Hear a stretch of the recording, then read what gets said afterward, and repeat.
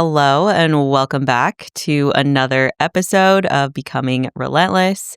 I am your host, elenoa.mccabe. I'm an IFBB Bikini Pro and an online health and fitness coach. And today we are starting our series on life post show. So there's going to be 3 separate episodes. I put the post show period into 3 different buckets, which made the most sense to my brain. But obviously, I think that there are probably 10, 12, 20 different buckets that you can come up with. But I felt like this would be really important to talk about now, especially because show season is starting up. There, of course, are going to be all the summer and spring shows. So I think being aware of what's going to occur after the show and just having a little bit of awareness around that before you get to that point it's just always important. So first and foremost, this first episode, we're going to talk about what most people voted on my Instagram story, what they wanted to hear about, and that was the mental side of the reverse diet and post-show period. I'm just getting comfy here if you're watching the YouTube. So we'll first talk about the mental side of the reverse diet. Basically, like what happens to your identity and how you can start rebuilding your mindset post-show. So I just want to set the scene here. Like if you've competed before or if you're thinking of competing, first, what's going to happen is the day after the show. So you're still tan, you're still shredded, but the excitement, like the high of competing, is most likely gone. And I think a lot of people that I talk to, myself, my athletes, my friends in the industry, a lot of us feel like mentally you wake up post show and it's almost like you have an emotional crash. So I talked about this briefly, like one sentence in my last podcast, where it's like you experience such a high on show day because everything that you've worked towards for the last 5, 6 months, as far as like the prep goes, it's all it peaks for that day, right? Like you go on stage, you get to compete, you like get to see how you do, and then after that, like mentally, it's unless you have like back-to-back shows or you have something like intentionally planned for post show, it is really hard to mentally still stay locked in, for like lack of better terms. So today we're going to really focus in on that mental and like somewhat emotional side of post show life. And I do think that being aware that like, hey, and I always tell all of my athletes this, like, stay as present as you can, enjoy every single moment on show day because it goes so quickly. Like, one day you are competing and you've got the glitz, the glam, the tan, the suit, everything, and people are cheering for you and you're probably getting like a lot of support and love and attention, and that is amazing and it's part of the competing experience. But then that kind of just all is gone the next day. So I do want to touch a little bit on like scientifically why we experience post-show blues, and it does have to do with the dopamine drop. So I think we've touched on it previously, but there's like a little bit of a misconception about or like around dopamine. And I think that it became a buzzword last year. And a lot of the time people are like, they talk about like dopamine detox or dopamine chasing. And essentially, what they're actually talking about is your brain, when you are in pursuit of a goal, uses chemical signatures and signages like dopamine in order to keep you seeking that goal. And so once you've completed that goal, it's not the like completion in itself that gives you that dopamine. It was actually the chase. So it was actually you trying to pursue that goal and doing the things that you needed to do that your brain was like feeding you dopamine. And after like months of a structured routine, getting constant positive feedback, whether that is from your coach, your significant other, your friends, Instagram, TikTok, like you get all of this validation and feedback and attention externally, and you're also so structured on a routine that after the show, all of that tends to drop off.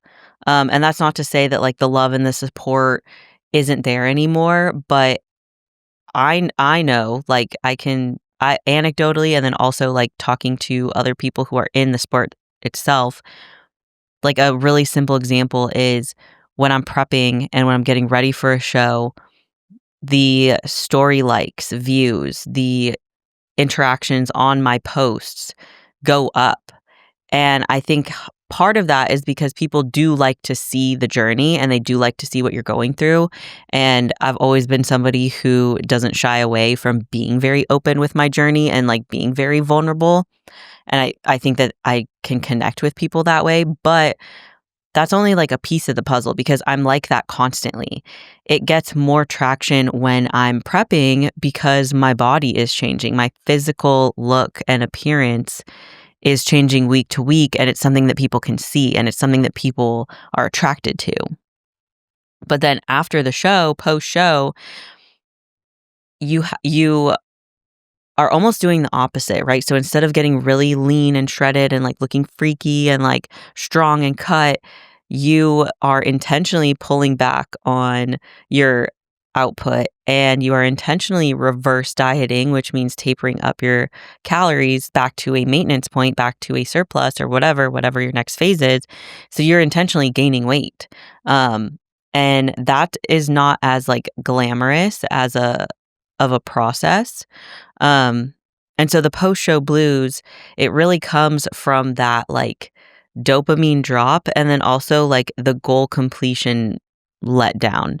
If that like it's almost like a come down, like you're just like, okay, like it's done, what next? And we'll talk about that. That's a separate bucket. It's like the what's next in the future planning because people get caught in that cycle. But the post-show blues are very real and they happen to a lot of people. And some of the things that you might experience post-show mentally and emotionally are going to be things like feeling aimless, feeling like low mood, low energy, a lot of anxiety around like going to the gym and a lot of anxiety around like social events because of that like social comparison in your brain where you're like, oh, all of these people watched me lose like X amount of weight and get shredded and get on stage. And now you almost feel like those same people are going to watch you like gain weight and like it feels very strange, especially if you are a newer competitor, if you're new to the industry, new to the sport. This like mental side of things post show is so difficult to navigate. Um, and another thing that I think is part of this is the identity piece. So when you're in contest prep and you are in that structure, you're in that routine, you start to fuse who you are as that prep. So you start to feel like I am the prep and the spotlight is on you. And like I said, you're getting this like constant reassurance and constant feedback and validation from external sources. And then as soon as the show is done and it's over, that spotlight is off. Now, well, it's just you and you're alone with your own thoughts and perspectives and biases. And like, of course, I know everybody listening, like you guys have coaches, you have friends, you have family, you have partners, loved ones, you have people in your life who they don't leave because you're done with prep, but it's more so that like mental side of things that you're alone in your own brain with your own thoughts processing the post show. And there's like that dopamine's dropping off, the adrenaline is dropping off. So that crash feels very real. And I think what I've really started to notice as well, and what I know was true for me at the beginning of my journey, was the need to control everything post show. Like, because we have that control, we have that structure and discipline in prep, but then post show, you start to have, or you can tend to have like disordered thinking and control-seeking behaviors. So things like still wanting to control all of your food, your cardio, your training, your body image post-show. And because you've worked so hard for months at hitting a new low on the scale or seeing a new vein come out or whatever it may be, you might tend to see scale increasing as a personal failure. And I know for me, like that has been true in the past, especially with some of my previous shows. I think at this point, I understand like the process post show. And it's like, okay, just because I worked really hard to lose all of that weight before, like it doesn't mean that me gaining weight is now somehow a failure, right? Like gaining that weight back is necessary for your health. It's necessary for you to live a very fulfilling life. But I do think it's very difficult, especially for new competitors or people who are newer into the sport, to not see those scale increases as tied to your self-worth or as tied to a measure of whether you're being successful or whether you're failing.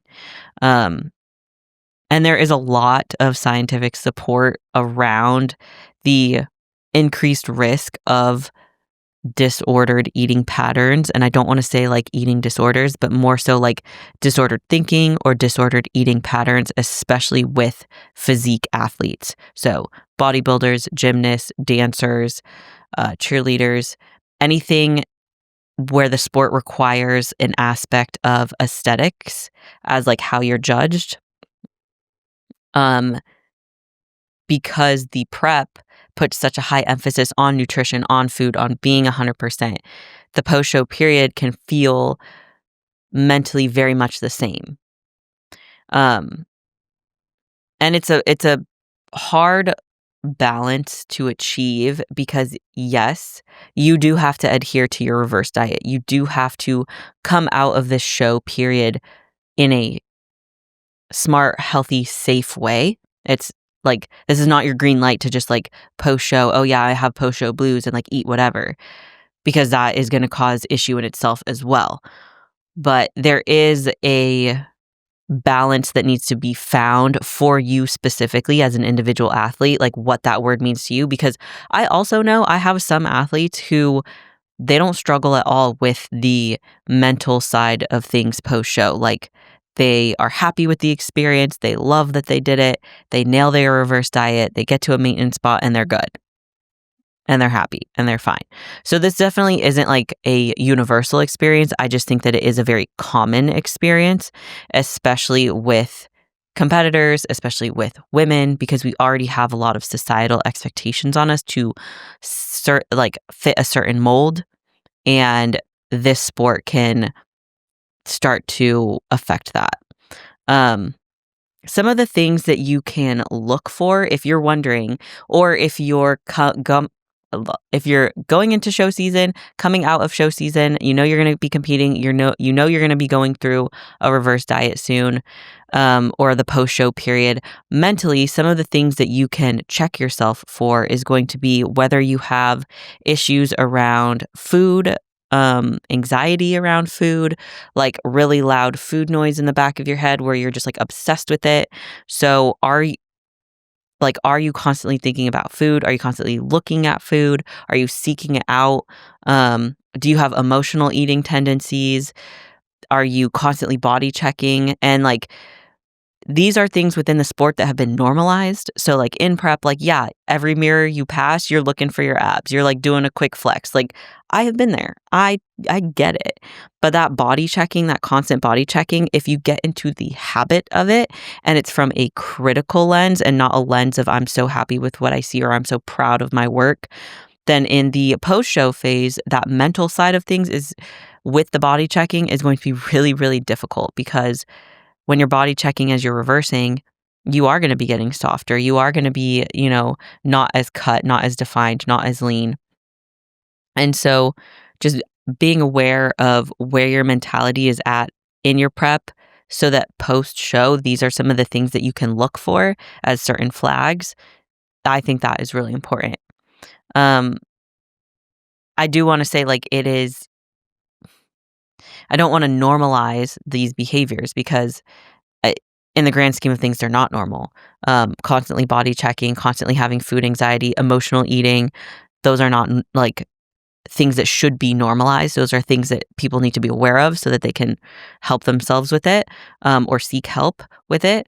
But I do think that there is a lot to be said in seeking that help and that support early on before you go into the post-show phase.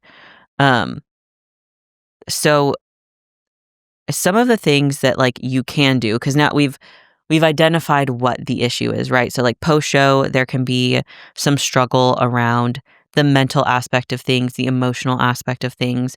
And I think a large part of that ties into identity. So who are you beyond the prep? Who are you beyond your physique? Um, some of the work that you can do in order to figure out your identity outside of bodybuilding, outside of the prep. Number one, therapy. I'm always going to recommend therapy.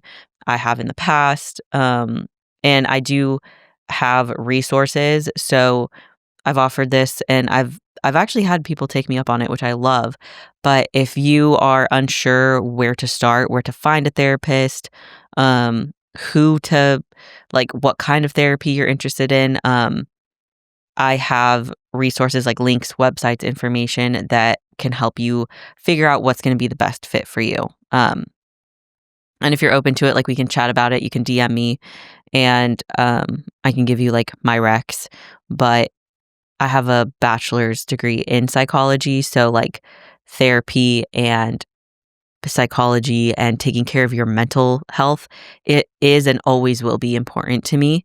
Um, some of the things that you can do outside of that as well to help reclaim your identity outside of this prep is going to be like journaling, writing out your thoughts, building hobbies and skills and pursuing things outside of bodybuilding. So, for example, like something that I love to do is read. So, I had a book club. I consistently try to read like at least a couple pages of a book every day, whether that's a like fiction book, which right now I'm reading the Red Rising series. I'm on the third book. And it's I think there's 6 books, but the first 3 are like a trilogy. So I'm on the last book of the trilogy. Um, and that's just like a fiction. Like it's like Hunger Games slash I don't know, like Star Wars. Like it's interesting. I'm not doing it justice right now, but like I don't only read self-help books or I don't only read books related to bodybuilding because then it's just like fully immersed in it and then my identity really is just that. So what I'm trying to get at is like build skills, have hobbies, do things outside of bodybuilding so that when you're done with your prep, when you're done with bodybuilding, you can engage in other things. And your mental state isn't going to depend on your physique and your aesthetic anymore. I do want to encourage that with the mental side of things as well, there's no shame in the struggle. Like there's no shame in being caught in your own head and having these thoughts spiral and like not necessarily knowing how to communicate that. It's okay. Like it happens to all of us. And most of the time, like when I record these podcasts, I want y'all to know, like, I am talking to myself. Like, this is me at me, or I'm talking to like a previous version of myself. Or it's like it was sparked from a conversation that I had like with an athlete or something like that. So when I'm talking about these things, like it is from personal experience. It is from lived like anecdote. And then also like I try to incorporate some of the like science aspects because I do find that interesting. So like the whole dopamine chasing effect, like that is very real. And the dopamine come down, like that is a very real effect on your mental status. Um, but all in all, like just go into your prep, go into bodybuilding, go into the sport itself, like with an open mind, and with the perspective that like it is going to affect your mental state. Like this isn't a sport that isn't going to affect your mental. It is. It absolutely is. And if you can prepare for that and if you can understand why the mental struggle occurs after the show, it's just going to help you navigate it that much better. And I say this a lot, but like give yourself grace. Give yourself compassion, give yourself grace. Treat yourself like you would a friend who was struggling or who was going through the same thing, right? Like imagine being on one routine, having one singular goal or vision for months that you pursue, and then that goal is done. Like, of course, that is going to affect you mentally. And so just understanding that and not beating yourself up about it and realizing that, like, you are going to have days where you're perfectly on and you feel like doing the reverse, you feel like doing the things. And then on the flip side of that, you're also going to have days where you don't feel motivated. You don't feel like adhering to the reverse. And maybe you do mess up here and there. That's okay. You're a human. There's going to be struggles. You're not going to be perfect. But just understanding that that mental come down has a lot to do post show with your identity being wrapped into the prep, with your brain's wiring and dopamine seeking behaviors. So it's not abnormal what you're going through.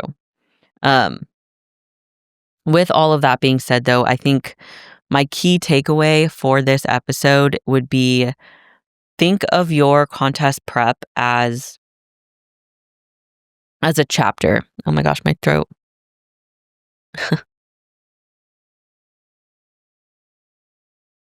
That is so good, by the way.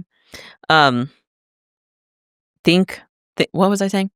Think of your contest prep as a chapter, not the whole book. And I think I really used to struggle with that because I did have, and I still do, very big bodybuilding goals, but I let those goals be my singular focus.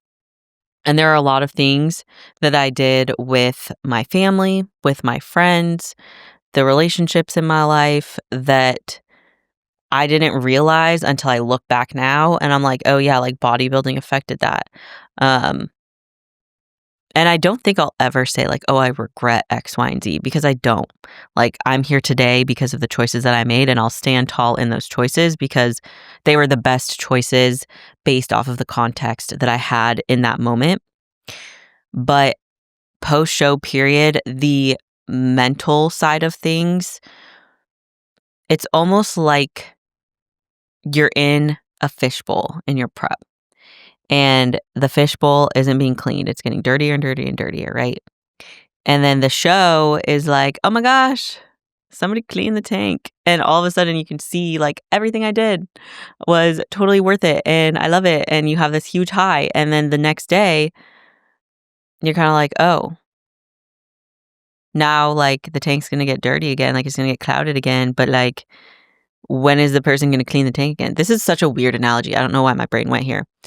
But that mental shift, that like the rug has been pulled out from under you type feeling, emotion, that mental side of things, that mental struggle post show, it is strongest, in my opinion, like the week after the show, especially if you don't have like set in stone plans for what you're going to do post show, whether you're going to do another show or you're like taking an off season or whatever it is. So personally, I think like every single week that you get post show, the glass is a little clearer. Like you get to see a bigger zoomed out picture, and then you kind of realize like, oh, actually like things are fine, and like mentally I'm getting back to a normal state. But in the like I would say just expect post show mentally to not feel like yourself or feel 100% until like 4, 5, 6, 7, 8 weeks post show. All right. I'm going to wrap this one up. I feel like we covered a good bit of ground as far as like the mental side of things post show. It is hard. Like I'm not going to sit here and paint a rainbow picture, It's very difficult mentally to be so locked in for months and months and months and then just be done. But I think the biggest thing that you can do is invest in things outside of bodybuilding throughout your prep. Have a hobby or a skill or things outside of prep ready to start to pursue, or like goals that allow you to kind of relax slowly out of the like discipline and structure that you've had for the last few months. Don't be afraid to lean on your support systems. So, your friends, your family, your coach, your partner, whoever, don't be afraid to ask for their support because they supported you through the prep. They will support you post show. And in my opinion, asking for help and being vulnerable with those that you love gives them the opportunity to show you how much they care and love about you, because they'll be more than happy to support you in however they can on that mental side of things.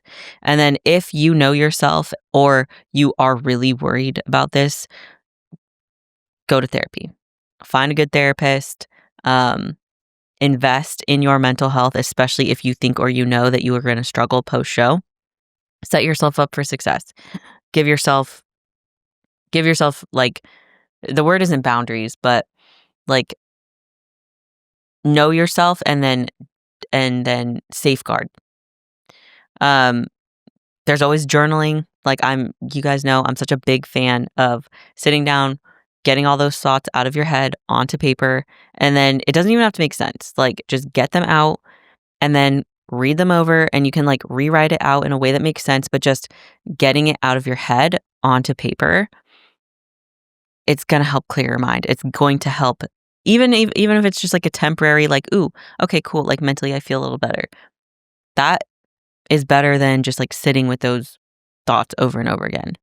And just remember that like it is just a phase. It's just a blip in the timeline of life. Like, the post-show phase doesn't have to be hard. You don't have to struggle alone. You can give yourself grace. You can safeguard your mental health, and you can ask for help, and you can know that it is just going to be a time period where you get to shift focus off of bodybuilding and start to focus on other things. So, if you guys have gone through a show, let's help out some of the newer competitors. Like, comment below this video, or if you're on Spotify or Apple Podcasts, like, feel free to comment. Or on Instagram as well. I'll make a post with this episode and you can comment. But I really want to hear what you guys have done to help you like mentally decompress post show, and also to like mentally support yourself post show. So this was the first of the series, and we'll talk a little bit more about the physical side of post show in the next episode. But until then, I appreciate you guys so much for being here. Thank you. I hope that you're enjoying the return of Becoming Relentless. If you did like this episode, please like, share, subscribe, send it to a friend. And as always, stay relentless.